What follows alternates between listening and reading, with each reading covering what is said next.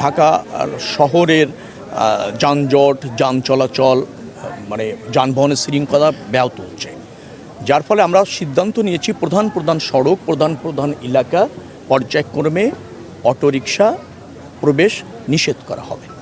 তবে এই প্রক্রিয়াটা অনুসরণের জন্য প্রস্তুতি গ্রহণ করা হচ্ছে এবং সব পক্ষের মধ্যে আলোচনা চলছে।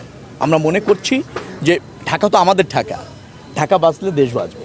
একটাই রাজধানী আমাদের ফাংশন করে, সব ব্যবসা বলেন, উদ্যোগ বলেন, প্রশাসন বলেন ঢাকা কেন্দ্রিক।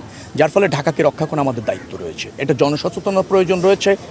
যারা অটোরিকশার একেবারে নিয়ন্ত্রণহীনভাবে ব্যবহার করেছে তাদের সচেতনতা করার প্রয়োজন রয়েছে, তাদেরও আমাদের সহযোগিতা করার প্রয়োজন রয়েছে।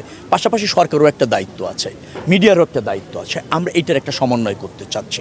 যেহেতু জরাজীর্ণতাটা এবং ধরেন এই সমস্যাটা বেশ বিস্তৃত, অতএব রাতারাতি যে কোনো সময় যে কোনো উদ্যোগ কিন্তু মানে একটু হবে আর কি, যেটাকে বলা হয় কঠিন হয়। যার ফলে যেটা নিলে সব পক্ষ এবং ঢাকা এবং বাংলাদেশের স্বার্থ অথবা ধরেন যে শৃঙ্খলা রক্ষা পায়, সেই জায়গায় আমরা একটু জেনে বুঝে ভেবে আলোচনা সাপেক্ষে যেতে চাচ্ছি। যার ফলে আপনারা, আমি আবারও বলতে চাই যে এই যে সমস্যা আপনি জর্জরিত, ওই সমস্যা আমি জর্জরিত, আমি তো এটার বাইরে না। আবার একই জায়গায় যারা আমাদের অটো রিকশা চালক আছেন তারাও জর্জরিত। তো এর মধ্যে একটা সমন্বয় চাচ্ছি, যেটা সবাই একমত হয়, পাশাপাশি সবার স্বার্থটা রক্ষা হয়। না, আমি আইএমএফের চাপ মনে করিনি। আমি বলছি আন্তর্জাতিক বাজারে আমরা প্রতিদিন যেভাবে ভর্তুকি দিচ্ছিলাম, আমরা তো এ ধরনের একটা উন্নয়নশীল রাষ্ট্র, আমরাই বাড়াইনি এবং দীর্ঘ সময় বাড়াইনি। দাম বাড়ার পরও তার মানে হচ্ছে we tried hour level best. কিন্তু দেখা যাচ্ছে যে পাচার হওয়ার একটা সম্ভাবনা থেকে যাচ্ছে।